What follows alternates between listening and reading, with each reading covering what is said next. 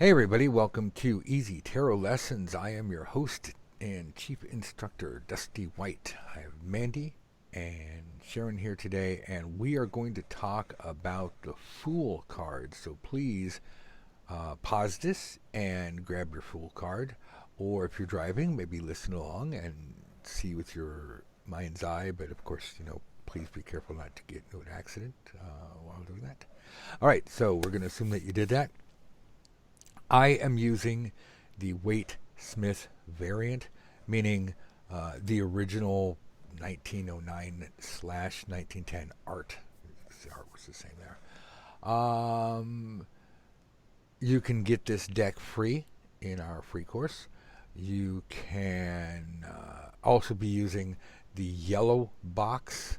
Let's see, that was originated, technically by University Books, but Frankie Albano really created the first yellow box, and then U.S. Games started making yellow box after that, and Ryder had a blue box in Britain, and Lo Scarabeo has various colored boxes. The point is that if your Fool card has a yellow background and a spiky mountains in the back with the blue and the white that looks like a giant tidal wave, coming to eat him, and a white fluffy dog and the sun in the top right corner, then whether it's a universal weight, a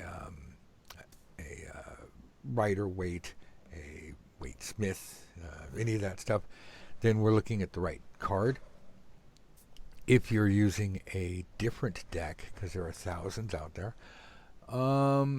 your card will look different, and the best we can do is try to translate, because we can't accommodate every possible deck combination. So we're going with the most popular deck in the world, and also the original symbology for the modern tarot. When we talk about older decks like the Continental decks, Marseille decks, German decks, most French decks, if not all of them, but most French decks are Marseille decks. They came from the town of Marseille. That was a hotbed of tarot artist activity, or I should say tarot printing activity. Only a few different artists actually did the work. But the French went crazy for the tarot. They're like, oh, because it's just a fun game to play. And so that, it was like Vegas. Everybody went to Vegas or to gamble until gambling became legal everywhere. So in the same way, Marseille was the place to have tarot decks made if you were in France, and of course Germany, Spain, Austria, all these other places. And then in 1909, right at the end, like December 10th of 1909, the William Ryder and Son Limited Company released the first British tarot deck, and it was just for like an art show. So it was like, very few number of decks. It's only like 5 right now that we know of. There are more out there, but they're hiding under rocks. And then in 1910, so let's see, that was December 10th, and like 2 months later, 3 months, January, February, March. Yeah, so right at the end of March, beginning of April, they released the deck on better quality stock. That's what we call the A deck. So we went with the roses and all this in the A deck. Here's a whole bunch of history you probably don't care about. So that's what we're using here today, and then that core imagery set the stage for all the current modern tarot decks. I want to talk about what this card means today and why it's so special. And you're going to learn some things you're not going to learn anywhere else, and then you're probably learn some things that you can't learn anywhere else. Take all of this, match it up with and try it all out for yourself, because, well, I've been researching this all my life, and Mandy's been doing it for a long time, and Sharon's been doing it for a long time, and we're all bringing to you a lot of our best information. Try it out for yourself. We know what we're doing. It works, but I never want to have us come across like, don't think for yourself, just listen to us. There's too many books and instructors out there like that, and I don't like that. So, with no further ado, here we go. Card's got a yellow back, and we got a cliff and a dog, and a guy kind of looks like a surfer dude. You know, there's a wave in the back and everything. He's got his little stick. So, Mandy, pop quiz. Yes. Forgetting this is a tarot card. You're riding on the trolley, and you see a billboard. It's like, blam, it flashes in your eyes, and you're like, whoa, wait, what was that? And Sharon goes, hey, what was on that billboard? You're Just describing what's happening in the picture. just somebody who is carefree, not aware of his where he's going. He's just in his own world, and he hasn't got a care in the world, and he's Um, about to walk off a cliff yeah, without. you made me realize something. There's I don't know what the British equivalent is, but there's something out here called OSHA. It's this, they're the safety tyrants, and so they will put out posters like this, and the poster Uh, might read, "Wear a hard hat," or Oh, "Always be oh, aware of your yes, environment." Like the dogs. yes, Maybe the dog has a little supervisor hat. Like, arf, arf, yes. hey, God. watch Uh-huh. where you're going. Oh no, no, it's my first day on the job. It's like so. And then weight, and it comes before weight. The wonderful people that put the titles or the captions, I guess more like a title, at the bottom of the card just said, "Here, this is the fool," as in the idiot, and so it kind of denotes that this person doesn't know what they're doing. Now, to really grasp the essence of this card, we're going to do a couple of things. First off, we're going to turn the card upside down. Don't be afraid, it's just upside down. And when a card is reversed, it means the opposite of, or less of, or being out of whack. We have so many free lessons on reversals. But there's a little quick mini thing. So for the name, the fool, or the idiot to apply, we have to turn the card upside down because that will show us that he's not paying attention to where he's going. Let's flip it back, right side up. And now we're going to show you why this card is so awesome. And then we're going to look at a whole bunch of other stuff. And, not to ruin the surprise, we're going to just have to go through it step by step. So, several things we need to look at. Yes, the guy is in mid stride, and if we're paying attention to what we're seeing, his left foot is fully planted and he is in the act of pushing off with his right foot, about to pick it up and set it down, presumably on, well, thin air. And then the dog is jumping up like, hey, arf, arf. But let's take a look a little closer and a little deeper, and this is where we find out what the true implications of the cards are. Notice that this particular gentleman is traveling lightly. He's got a hobo bag, so he's got a stick, and on that stick, let's say it's a walking stick, right? And on that stick is a small satchel or bag, and it only has the bare essentials. Now, this gentleman is not in town. He's not on a road. He's not out in the farmlands. The fact that he is stepping, or that he is at the edge of the cliff, indicates this guy has gone to the very edge of civilization, or, as people would like to think subconsciously, he's at the end of the world. What I mean by that is, I live in a neighborhood. My world is my neighborhood. Sure, I know there's a New York, Chicago. There are penguins. Penguins at the North Pole, polar bears at the South Pole. But my world extends pretty much like all of us. Right now, my world is the environment that I'm in, my office, my house that I'm fortunate enough to live in, and yes, yes, I am fortunate enough to live in and work from. Um, my world extends to about Silicon Valley, which is right over the hill. After that, there's Bakersfield, Tijuana. I mean, there's places way, Los Angeles. These are all far away. So our world is really an amorphous barrier of awareness of you know what we have to deal with at the moment. So take this clip as a metaphor, as in this guy has gone to the edge or the boundary. So this could be state line. This could be, oh, I'm leaving England going to France, or I'm leaving France and going to Zimbabwe, which actually I would think requires a couple of boundaries, but nonetheless, here I am at a boundary at the border crossing. So the clip represents the edge of existence or awareness. This is very important to hold thematically in your head because this will answer so many questions. So basically, he's out in the wilderness. He's out in the wild. But the fact that he doesn't have a gun or a knife, well, they hadn't admitted the guns in the fakey medievalistic times that are implied here. But he doesn't have a knife or a sword or any kind of weapon, unless you want to call that stick a weapon. But you know what? He looks more like a poet. I'm a lover, not a fighter.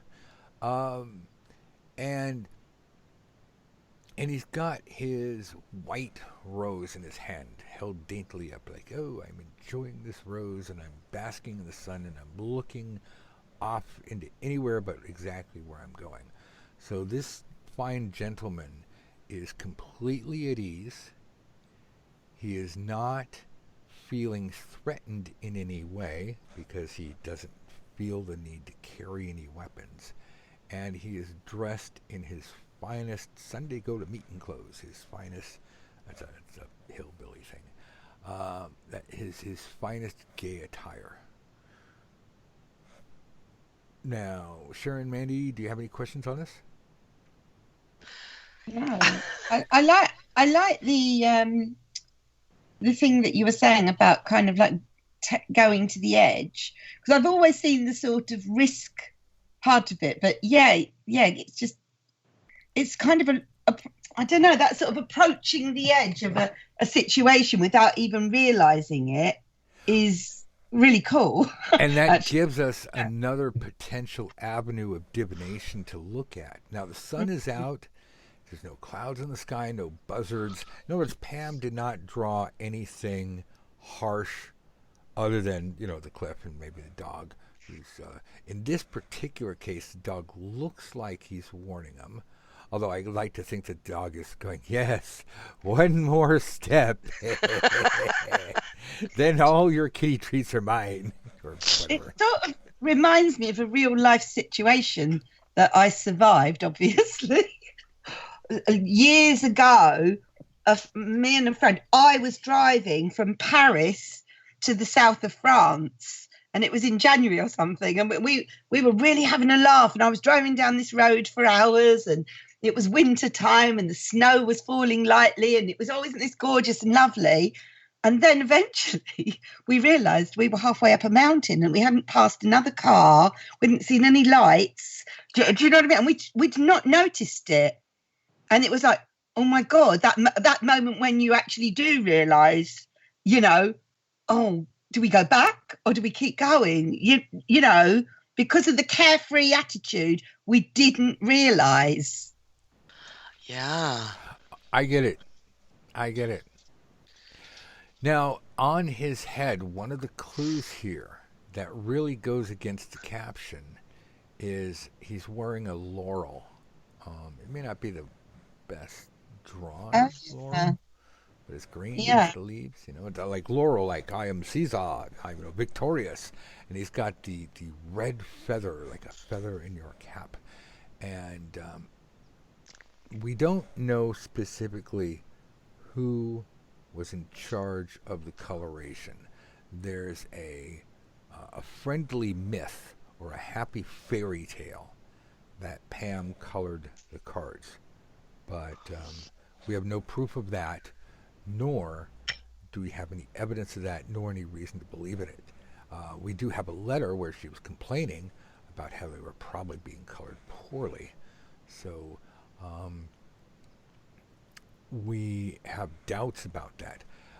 We do know that the colorist at the printing company that printed this for Writer did a slapdash job. If you want to see for examples, for an example, we can see that this trend continued. The Three of Coins, for example, the guy's wearing fishnets. Oh yeah. But that's not, he's not necessarily a cross-dresser. I mean, he could be a cross-dresser if you want to incorporate that into your meanings. There's nothing wrong with that. But if you go back to the original art, you'll see they used like a crosshatch lithography to create a certain color. And so later on, they were just very sloppy. So there was just one example of a lot of the slop that went into the coloration. We should actually do a full episode on that. But the point here is that what Waite wanted us to see here in this image was that this is a man, in this case a man, this is a person victorious. This is a person who has escaped the slavery of being enshackled to his desires. This is the admonishment to travel lightly. So this guy's gone to the edge. He's been all the way to the edge. He is at the edge specifically, and he's got this far. You know, being at the edge of reality, at the edge of existence. This isn't his first rodeo. This isn't his first day out. It's not like his house is exactly one card to the right. You know, he's just like, oops, my house, my backyard goes off into a cliff, and I went out the wrong side of the house and fell off it. What's implied here is that this guy is so far removed from everything. He's just, on his own. So in other words, if you know any astrology at all, this is a very Aries card. Yeah. Right. So that's why his sleeves might be red.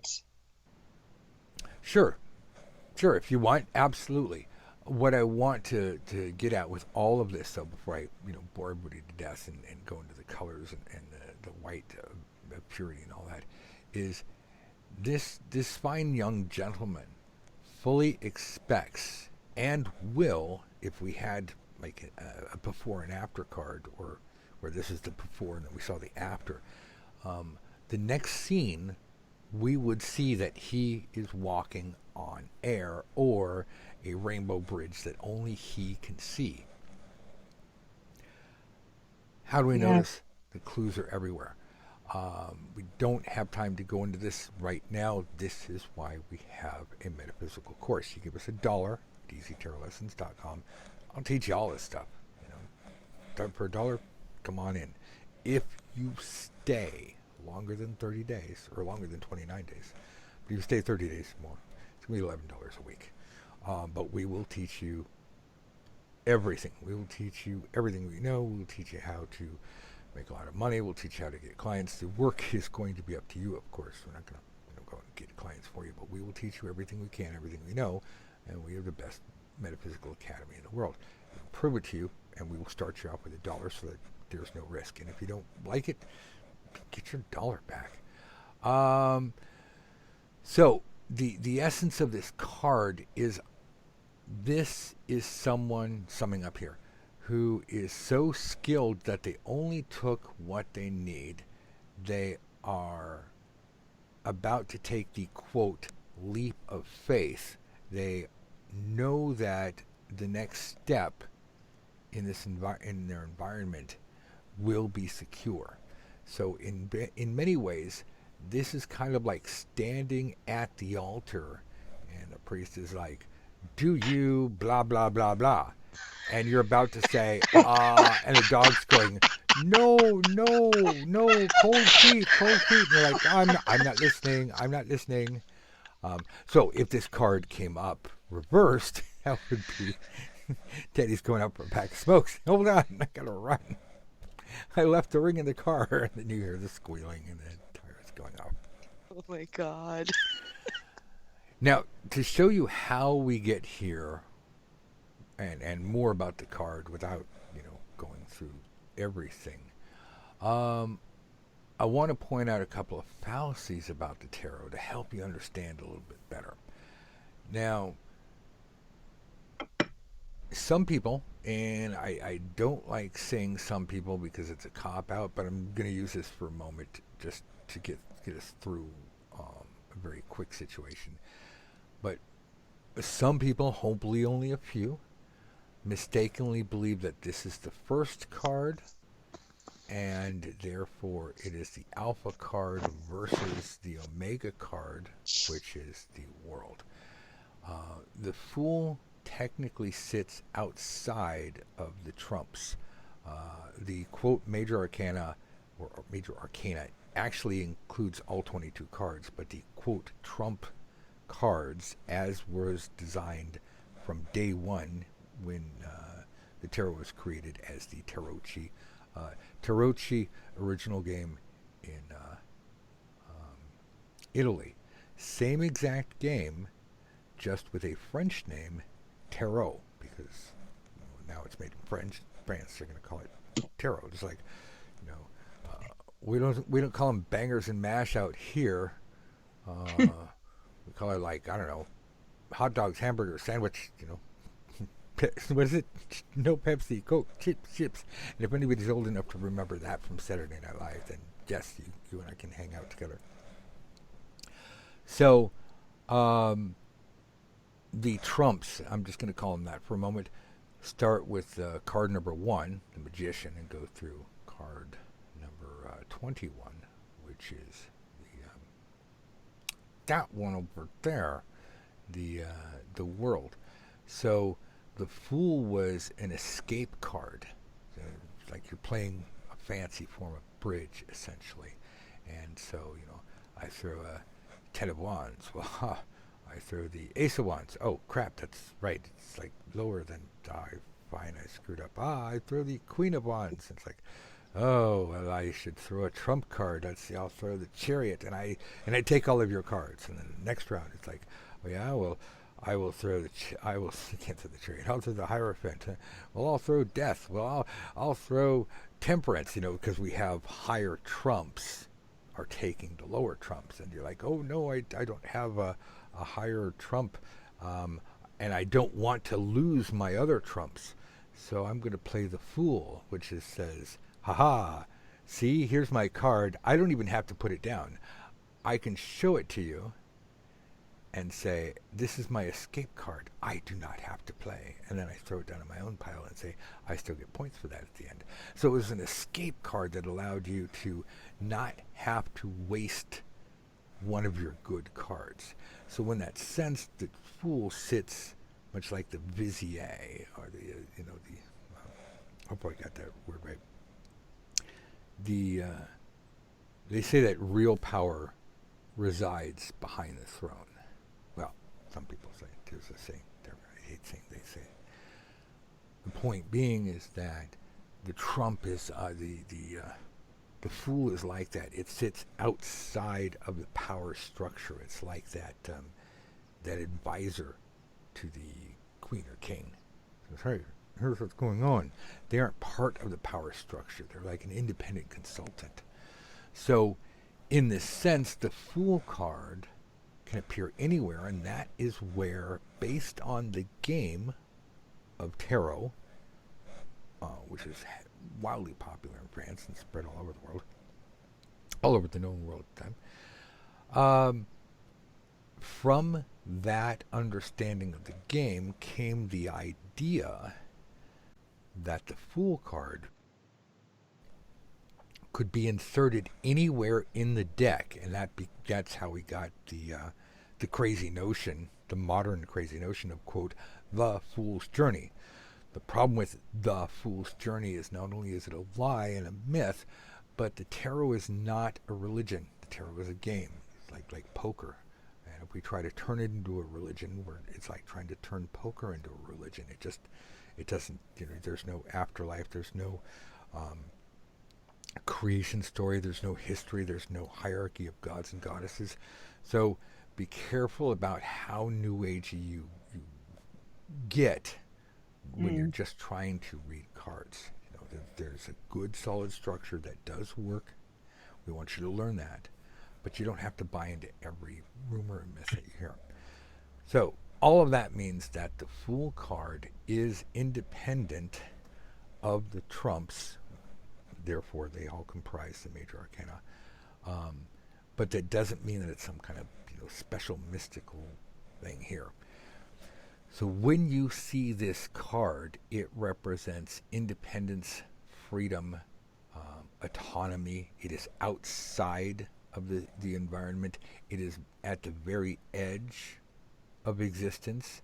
And so the Fool card doesn't need to mean every one of these things every single time. This is the goldfish bowl of meanings that we talked about in class. And if not, you figure that out for yourself. It's easy. And other things, right there for you. Other things, as we've mentioned, it could be about to take a huge leap of faith or a new change. You're because this gentleman's environment is about to change one way or the other. Yes, Sharon. I've got a really strange meaning for him, but it makes a lot of sense to me. Sure. But I would always gotten tripped up by Schrodinger's cat.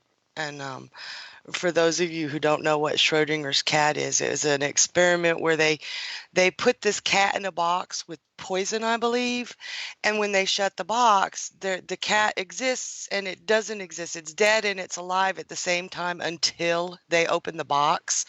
And I was like, I don't get it. It was just beyond my understanding. And one day I was looking at the Fool card and I saw how he was stepping off and I was like, oh my God, until he makes that step, the bridge is there and it isn't there. It was like unlimited possibilities to me, unlimited potential.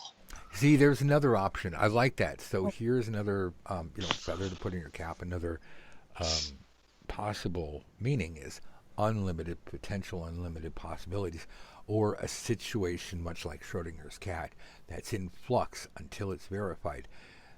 Mandy, your daughter is not at home. Therefore, your daughter either has been kidnapped or has not. Mandy. That's a pleasant thought, isn't it? Oh my God. Mandy's going to run for her phone at any moment now. Keep in mind, it's like dark. Oh my it's really God. dark where Mandy is. That's hilarious. But I love this card actually. I don't think I've ever been disappointed when this card has come up ever. It is rather a happy card.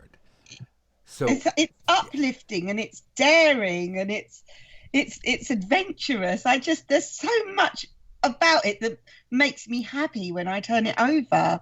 Yeah. And that's the emblematic of the Aries energy that it is. It's exciting, it's independent, it has no foresight whatsoever. This card and this gentleman exist here and in the now. See, Yeah. he's not dressed for a long period of travel. Why should he be? Even though he is engaged on an impossibly long journey, and the flower in his hand that I'm looking at really cements him to the here and the now. Remember that when we stop to, quote, smell the roses, we are existing only in this very moment. Mm-hmm. The essence of Aries energy is specifically the now, and people who are imbued with vast amounts of Aries energy, that would be a different lesson, or acting in a very Aryan way at this particular moment, exist only in the moment. No foresight, no hindsight. Yeah. And therefore they're most alive. Yes. It's funny that you talk about the edge, because he's right at the edge, and yet at the same time this energy has no edge. There's no hidden agenda. There is sort of no edge to it. Really. Yes, that's another thing. It's absolute honesty, and that's the beauty about Aries energy, is that Aries energy is impossibly honest, because there's no room or patience for guile. Yeah, There's no, it's something lovely. else I wanted to add here, and I sidetracked myself, so I apologize. I'm The just going to sit yappy here for a dog. moment and think. The yappy dog, thank you. Oh my God. So let's talk about the yappy dog, because this is the other part of the equation. So Yeah. knowing all of this wonderful stuff that's happening with this fine gentleman, with this person, I'll take the gender out of it even though it's male. So what's happening with this person is they are totally engrossed in their own world. And again, there's another clue. This person, much like the Queen of Cups, not paying attention to us. They're off in their own existence, their own world. And so here's the yappy dog. Arf, arf, arf. You know, hey, you're about to go off a cliff.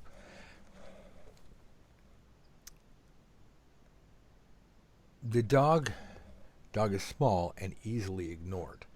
And the beauty of this and the purpose of the dog is manifold, but one of the most obvious parts is to indicate that this gentleman is willfully oblivious to the dog or outside advice from an external agency.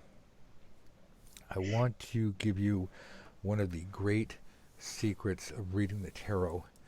I teach this in the course. I'm going to teach it to you free. Super easy to remember, and if you try this out yourself, you will find that it pays off in spades. You will never, ever have a bad experience with this. So, within this card is the essence of how to read the tarot, and why I'm so adamant that you don't fall into the trap of memorizing keywords or getting one of these stupid decks that has words printed on the cards. There's a reason why the tarot cards have images and not words. If we were supposed to memorize keywords and phrases or Kabbalistic formula, that's what would be on the card. You'd flip a card over and it'd be a bunch of words or a mathematical formula or a tree of life and that little symbol and signal and explanation. They weren't made that way. They were made with images to trigger something in our head. So when you are reading the cards for yourself or someone else, it will be extremely tempting. It'll be scary how tempting it is to fall back to logic, to formula, to what do I remember, or let me quick grab a book and just read it out of the book. This is how all of us started. Maybe, nowadays we got the internets. Well, internets. Grandpa's old. I used my iPhone 15 with the holographic display. It's like, damn kids, I used to have to use tarot cards on paper. But no, we would all read the book. Flip open. I got a book right here, right? Flip open book. Okay, page 110. This is a book on JavaScript. Anyway, same thing though. JavaScript tarot. It's the same thing. It's all like gibberish, right? Yeah. This doesn't work. It's frustrating. Damn, computer doesn't work. Computers are lousy at reading tarot cards, by the way. You track their efficiency. It just doesn't work. Which takes us right back to the pool. The little white dog, the yappy dog, is representative of your conscious awareness. It's that voice in the back of your head, or sometimes on the front of your head, jumping out at you, saying, "Hey, me." Back of your head, small voice. Front of your head, the dog is now a Great Dane or Fluffy from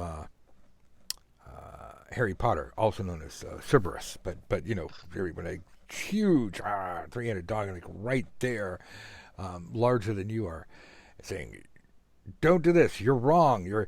This is dumb, and no, you need to do it this way." And Rachel so and so said this, and Mary so and so said this, and Dusty that hippie said this. It's like when you are assaulted by the voice of quote reason and logic end quote, whether or not it is actually reasonable or logical, but when you're assaulted by the yappy dog or the voice of reason and logic inside your head, you're no longer reading the tarot. You've been, you're just driving down the road and somebody runs up alongside, yanks open the door and grabs a hold of you and throws you out of the car and steals your car. And you're like, well, wait, why am I rolling on the freeway? I was just, or I don't know what you call it, Mandy, but the highway. I was just driving my car. It's the same thing when you have shuffled your cards and you've shuffled the question in the cards and you're like totally in the zone and you're stretching out and saying, okay, I'm going to breathe in, look at these cards, the answers are going to come to me. Yes, I've studied. Yes, I've practiced. I've, done all that stuff. And you're holding the question, could be your client's question, or if you're reading for yourself, it's your question. You're holding that question in your head and you're looking at the cards for answers. And in the back of your mind, it's like, oh, well, this is the first card, and it's the alpha card, and therefore it is Adam, the first man, and notice how there's no Eve here, and this is like pre-fall from grace, but the next step is when he's about to bite the apple, because I read this, according to Schmiegelbad Bibelbrox, in 1743, wrote that the tarot came from Egypt. It's like, we don't have to read the tarot to have the yappy dog in our head. First time we're driving behind a wheel, the yappy dog's like, oh my God, you're behind the wheel of a car. Oh my God, stop. No, we're going to all these cars. And first time we go out on a date, like any first time experience, but any number of things where we feel naked in public, there's that same, voice of consternation, of criticism coming in our head, trying to be helpful by trying to be corrective, and it's almost always a pain in the butt. So that is symbolized by that yappy dog. So we want to become excellent tarot readers. Notice what he's done. He is going back to look at the image in the card. He's not unprepared. He has a stick, and on that stick is a satchel, and in that satchel is everything he needs and nothing more. And remember that phrase, everything you need and nothing more. He's dressed in his finery. He's got his white tunic or undershirt or whatever you call it, I suppose, of purity, and he's got his gay, happy overshirt, whatever. He's got his walking boots made for walking. He's obviously studied because he's got his laurel and his feather. He was graduated from Dusty's Academy, magna cum laude, something like that. So this guy is prepared, and with the rose in his hands, he is fully in the moment. All of these are visual clues that he's done his pre-spread work. Go back to other free lessons. We'll talk about that. He is on stage. He is right at that moment. He's about to say, and this is what I see. I've laid out the cards, and now I'm going to tell you, my client or anybody else, I'm telling you what all of this means. Now, think about that. When you are about to open your mouth and put your foot into it, or say something brilliant, and you never know until the words come out. The yappy dog's going to be like, time out, wait, don't say anything stupid. Don't, oh my God, that I see the death card. Don't say death, say change. Say rebirth, renewal, new things are about to happen, you're going to see, talk about the Lover's card over there instead. When you are about to open your mind intuitively, which we have not been trained to do in school. This is why we have mystery schools, to train your intuition. That's the first thing we do. We learn tarot first, then we learn astrology, because we learn to trust our intuition, open our total mind, then we learn the science of magic, and then we learn all the joys of manifestation, and therefore so fun. You can find out more at easytarotlessons.com. Wrapping this up. The secret of reading the tarot is in this card. We teach you all about it in the course, easytarotlessons.com. Give me $1, we'll get you in there. Or do it for free. Save yourself $1 for the rest of your life and just do it all yourself. But look at this card. This has all the secrets in there. Mandy, explain in simple English what I took far too long to explain. How, but do it in your own thoughts and words, unless you disagree with me, please. Well, when you were saying this, the secret of reading the tarot is in this card, I can see that, because you do have to have that in that kind of innocent point of view, in a sense, when you're doing a tarot reading. Do you know what I mean? You have to kind of have that purity about you, like him, to take that leap of faith and say, whatever it is that you have to say when that card turns over. And that yappy dog is the real you, and the voice of logic saying, oh no, you can't say that. Well, you also have to be free from bias. That's what I was looking for. Yes.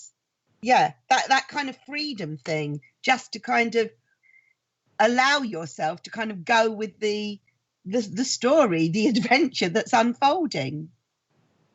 I had a reader just the other day. I won't mention their name or their gender, but I had a reader just the other day approach me and say, "Oh my God, I got a reading," and my client only wants answers, doesn't want my opinion. And I said, well, just, I forgot the exact words I used, but I basically said to the effect of just, do what you normally do and tell her what you see, and go in unafraid and focus when you get nervous, focus on what you're going to do after you've done the reading. Displace your anxiety that way. But what I want to point out is that this particular reader was concerned because they wanted to give their opinion, but the client had specifically said, I just want answers. I don't care what you say. I don't care what you think. Right, yeah. It's a harsh world, but people don't care what we think. We're not paid for our opinion. We're paid for our ability to extract real information that other people can't. If we couldn't, there'd be no sense in doing this at all. So the moment that we stop doing that and we start giving our opinion or our bias, or we subconsciously or consciously start shoving our opinion or our bias into the reading, now we have some serious problems. Let me give you a hypothetical. Let's say, for example,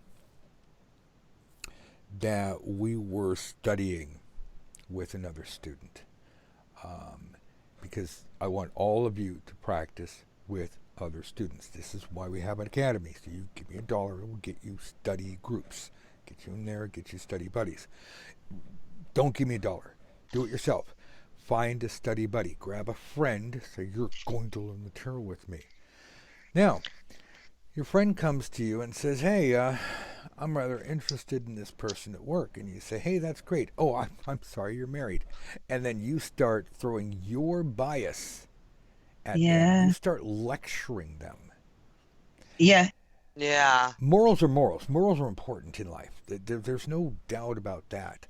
But when we're doing divination, we are not engaging in our moralistic behavior. If you don't feel comfortable reading or practicing with or for someone, don't do it.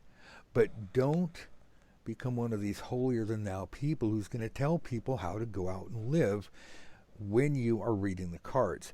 And as much as people might say, oh, no, I would never do that, we have to always be on guard, hence the yappy dog. It's right here in the image.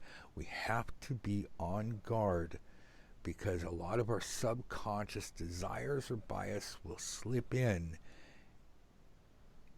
and we're allowing it to happen. So there's so much knowledge in this one card. And it really is a card of just freedom and exploration.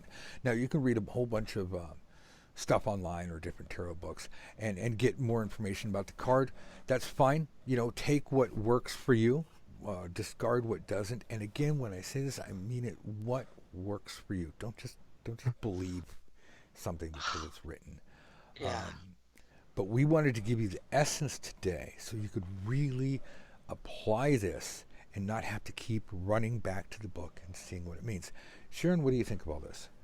Oh, I'm loving this. I really liked your analogies. And when you said he did his pre-spread work, I was like, oh my God, yes, he did. I loved that. Yeah.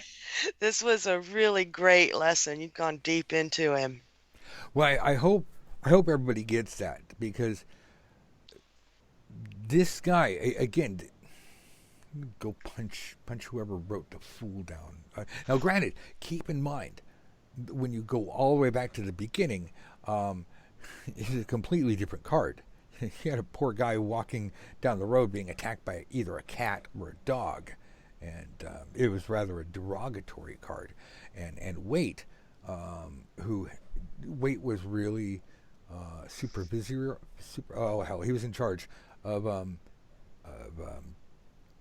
the trump cards of the major arcana, and also to some extent the core cards and the aces.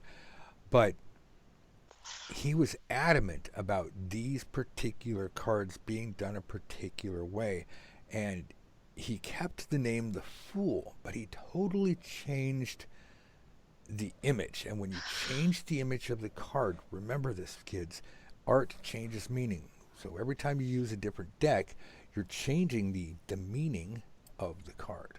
So he changed it completely, and now we've got the name the Fool, and you're looking at this going, well, how is he a fool? Oh, he's walking off the cliff, so that means this is a bad card. This is actually one of the best cards, and that's why it appears at the beginning. Yes. I know you said they were heavily Catholic, and I was raised super Christian, and one of the things I always heard and never understood till I saw this card, God loves children and fools. It was something I was raised with, and I was like, okay. And then I saw the Fool card, and I was like, oh, I get it. When you think about that, there's a lot of innocence, faith, naivete, and lack of sinister activity. Adults can be very sinister, but children and fools, generally speaking, they're pretty pure and clean and lucky bastards. Yeah. Oh, and impressionable. Yes. Yeah. So there you go, folks. I hope that this has proven valuable. Thank you very much for your time here. My advice is go through your cards. We will go through all the cards and we will show you new ways of looking at them because we want you to have all kinds of understanding on this. And yes, we do have an entire free course. Go to easytarotlessons.com. Actually, you're going to have to go to houseofwhite.net and then look for our free course. But it's there. And sign up, and then of course the other one is, you can get it in the academy for $1. But the thing is, learn and practice. Practice is the most important thing you can do, and we'll be here to help you every step we can. Any last minute words of wisdom, kids? No, I think you covered that really in depth. Okay, if not, write me. You know how to get a hold of me. Thanks, everybody. Bye for now. Thanks Waving. a lot. Thank you, Dusty. Bye bye.